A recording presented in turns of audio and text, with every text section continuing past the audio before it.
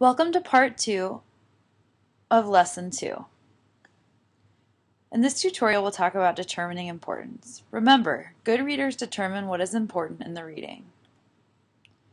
Determining importance involves distinguishing between important information and interesting details to decide what to learn, understanding how details help develop and support a larger topic, and merging purpose for reading, questions, and background knowledge to decide which information is important.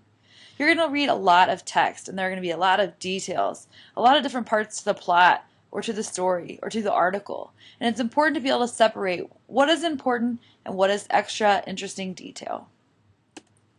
There are many reasons to determine importance.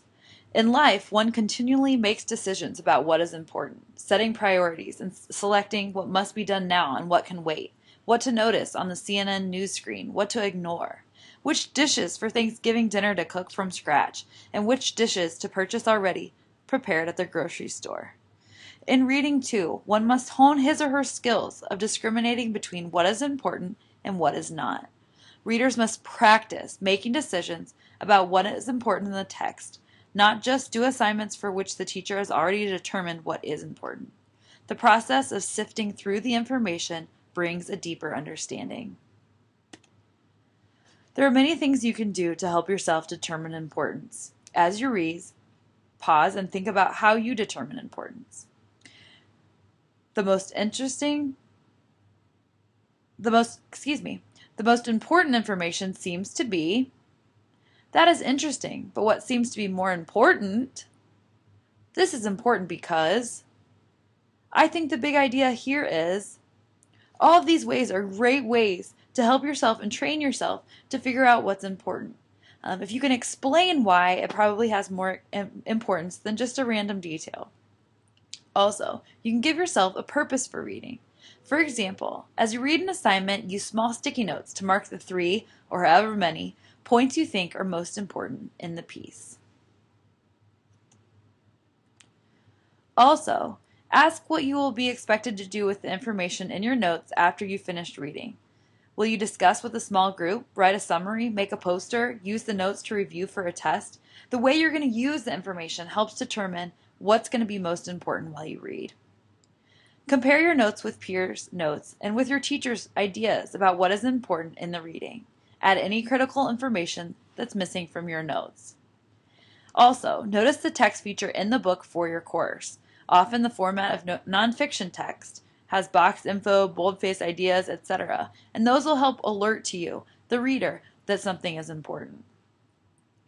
Next, we're going to look at some examples of determining importance. I selected this passage. George's hand remained outstretched imperiously. Slowly, like a terrier who doesn't want to bring a ball to its master, Lenny approached, drew back, and approached again. George snapped his fingers sharply, and at the sound, Lenny laid the mouse in his hand. The reason I thought this was important is because Steinbeck uses a simile to compare George and Lenny to a master and his dog.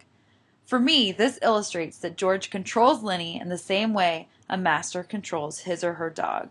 Because I slowed down and thought about my thinking while I was reading, it gave more meaning to this passage, and I realized that this wasn't just something to describe, but it actually was important and helped me understand this relationship between George and Lenny. Now it's your turn to practice. Pause the presentation and read the passage below while thinking about the importance of the passage.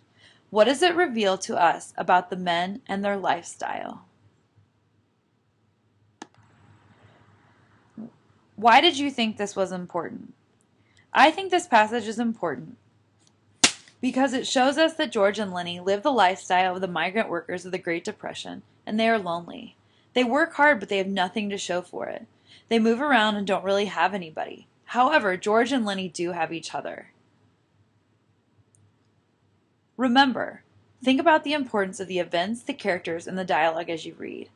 Remember that the author probably included each part of the story for a specific reason. It's up to you to figure out the bigger idea and to determine why it's important. Next, be sure to watch the final Lesson 3 presentation.